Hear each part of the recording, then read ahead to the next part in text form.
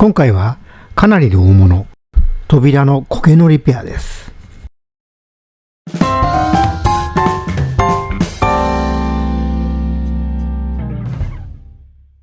こんにちは、リースタイルです。いつもご視聴いただきありがとうございます。こういった建具のリペアにはいろんな方法があると思います。一つの例としてご視聴ください。額縁も歪み、鏡板と下がまちもかなり焦げています。押してみると簡単に崩れていきます。崩れた部分に下地を入れてパテを打ち込んでいきます。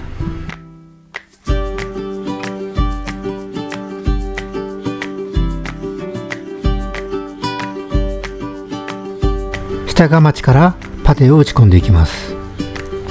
一度では平らにならないので何回にも分けて打ちます。この角度ではよくわからないのですが、かなり全体的に焦げているようです。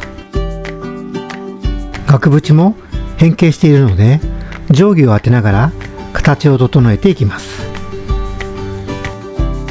今回はかなりパテを入れました。使ったのはポリパテです。デスクのウッドクイックフィラーというものです。強度が必要なところにはよく使うのですが、理由は使い慣れているというのも一つなのですが、硬化時間が早く研磨のしやすさなども大きなメリットです。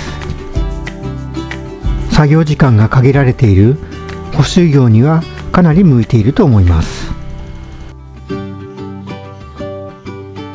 またポリパテを打つ前に下地を固める際にはアルテコやアロンアルファなど瞬間接着剤もかなり使います。ひびなどをこれ以上広げたくない場合に使います。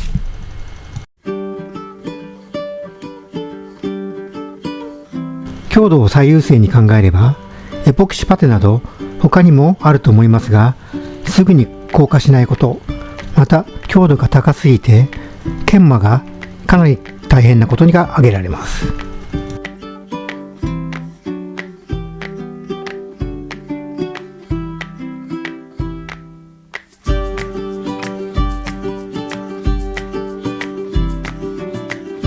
下がまちの部分がほぼ平らになったので額縁の方に移っていきます。できればこの額縁部分は外したかったのですが外せませんでした。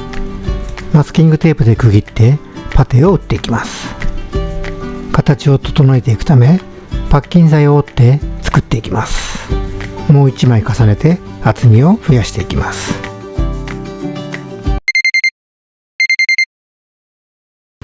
なかなか平らにならずだいぶ焦り始めています。後で冷静になって分かったことですが、焦げの損傷部分が表から見るよりも脆く、研磨しているうちにますます広げてしまったようです。遠方からの持ち込みでのご依頼ということもあり、1日で終わらせないという焦りからか空回りしてしまいました。大変申し訳なく思いながらも少しお時間をくださいと伝えました。冷静に考えることにしました。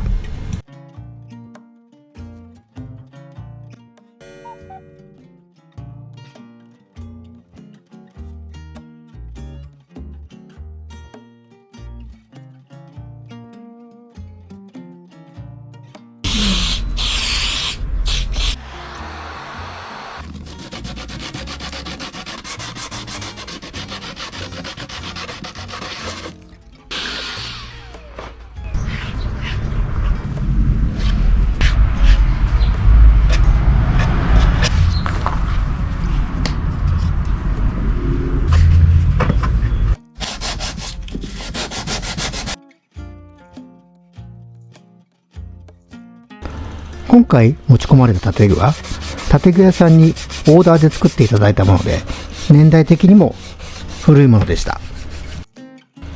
そのため新たに作るとなるとかなり高額になるためリペアでお願いしたいとのことでした。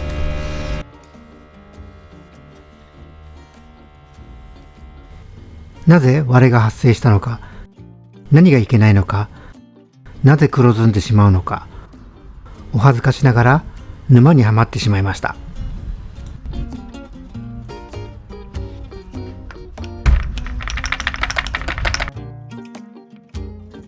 そこで思い切って1日だけこの建具の補修に手をつけるのをやめて、自分が信頼している補修屋さんに相談をしました。